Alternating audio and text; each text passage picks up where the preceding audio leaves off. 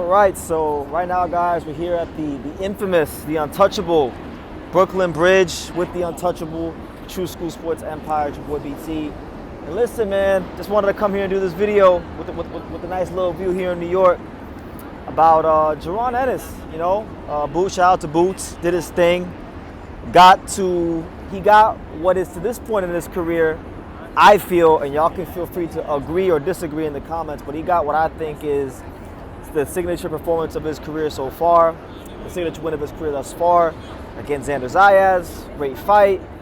Respectable guys for doing a great job of representing boxing properly on the championship level, and I was honored to be there and cover it. Now, he is now officially ranked on the Ring Magazine pound for pound list, and Ring Magazine has booted and kicked off Emmanuel Vaquero Navarrete. But I have a problem.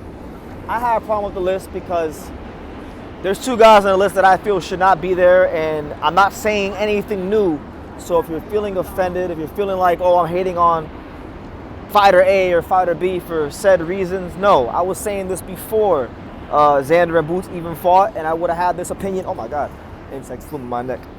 I would have had this opinion no matter who would have won this fight, right? So that being said, they got Boots coming in at number 9 pound for pound, which is great.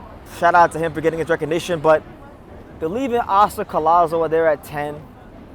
They're leaving Junta Nakatani at 7, which I have an extra big problem with, because really and truthfully, guys, I'm just going to call it all the way 100, you know.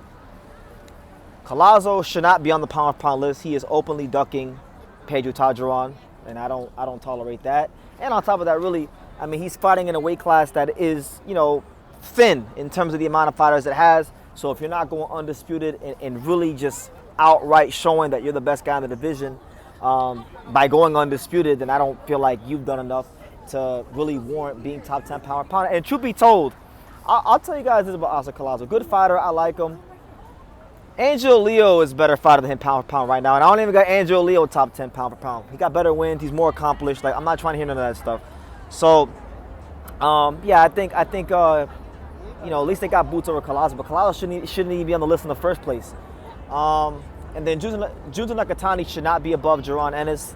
Junta Nakatani was doing a great job beating up on, you know, fighters that were smaller than him, and then once he moved up to 122 pounds, he got found out by Sebastian Hernandez-Reyes. He was fortunate to get out of there with a decision victory. I thought he lost, and the fact that he was so linked to this Inoue fight, it saved him. So and then on top of that, he fought Inoue, and I got no problems with a fighter losing to a great fighter like Naoya Inoue. A lot of great fighters will lose to Naoya Inoue, but it's boxing is about context. It's about who you fight, when you beat them, and not just that. It's not just about whether you win or lose in boxing, but it's how you play the game, or in this case, how you fight the fights.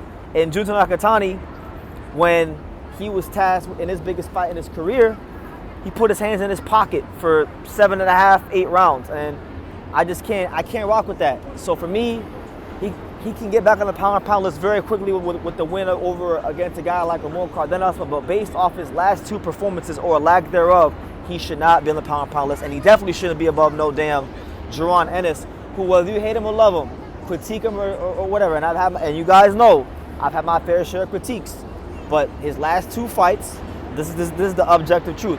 Jaron Ennis' last 2 fights, he's fought 2 undefeated fighters and collected 4 belts and stopped both of them before they even got to the championship rounds. So that's domination. That's showing class. That's showing the ability to really separate what's what in the boxing ring.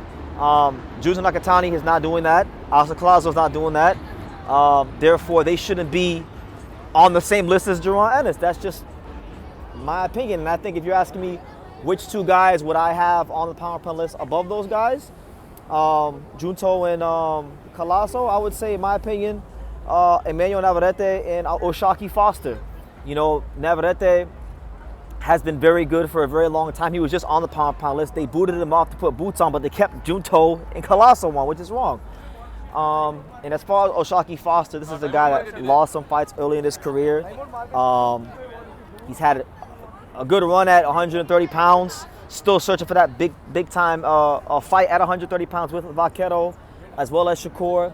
But he fought Raymond Ford, a fighter that, you know, was world champion, a guy that a lot of people rated highly going into that fight. A lot of people picking him to beat O'Shaquie Foster. And so to me, he's shown himself to be a guy that, you know, when he's in his biggest moments and his toughest fights, he doesn't put his hands in his pocket. And then when it comes time to fight guys that are top guys in his division, he's not telling the other champions, hey, wait your turn, I'm the A side, like Oscar Collazo's doing at 105 pounds, which really, when you think about it, it's unprecedented because at 105 pounds, there's not that kind of money available. So those are my opinions on the pound list, but I will say this, I'm happy for Jaron Ennis. You know, like I said, I'm a fair guy. People like to throw that word hater on me, but I'm a very, very, very fair and graceful individual. Jaron Ennis got critiqued for not taking certain fights that I thought would have put him in position to get fights like Terrence Crawford or just be in fights that I wanted to see him in, right? And then he fought Usima, you know, Lima, you know, and by the way, yeah, he fought Usima Lima. So, correction, it's not Jaron Ennis' last 2 fights. It's 2 of his last 3 fights. He's collected 4 belts. You know, he had the Lima tune-up. I dragged his name to the mud for that because I didn't like that fight. I thought it was terrible, and it proved to be as such. But, you know, around the Lima fight, 4 belts, domination. You know, 2 guys that was undefeated doing their thing. In the case of Xander, a guy that was young in his prime, that's probably going to go on to become champion again. So that win, I believe, will age gracefully for Jaron Ennis. And like I said, when he's gotten his biggest fights to date, he has performed at his best. Stanionis and Boots were the best performances he's had probably in his entire career, or definitely up there in the top 3 or to 5. So, yeah, he deserves it. And if he keeps doing what he's doing, you know, in a matter of a fight or maybe 2, he'll be in the top 5 pound for pound and really making a run at what a lot of people think he can become, which is the number 1 pound for pound. So credit to Boots Ennis.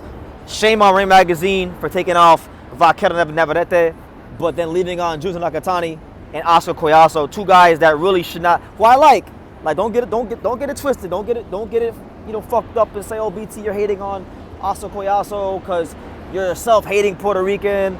Don't say it because like people. One guy on Twitter told me, oh, you're hating Junto because of Inoue. I don't give a shit about Inoue. It's not about Inoue. It's about Junto and what he hasn't done over his last 2 fights. He has not looked like a guy that is a top 10 pound fighter. So for me, I told y'all what it is. You put Vaquero back on the list. You put on O'Shaquie Foster. They're at number 10. I'm okay with that. I can rock with that. But anyway, credit to Jaron Ennis. Long time coming. And let's see how long he can maintain this great run. It's been great to watch. And we'll have more here coming to you guys here on True School Sports. You know, I'm in New York City right now still, even after the fight is done. I'll be going to Ohio very soon, so stay tuned for the Abdullah Mason, Albert Bell coverage. And it'll be a great time over there in Ohio. If you're going to be in Ohio at the fights, let me know. And definitely continue to support the channel, man. We're getting that closer and closer to that 100K, so everything is greatly appreciated.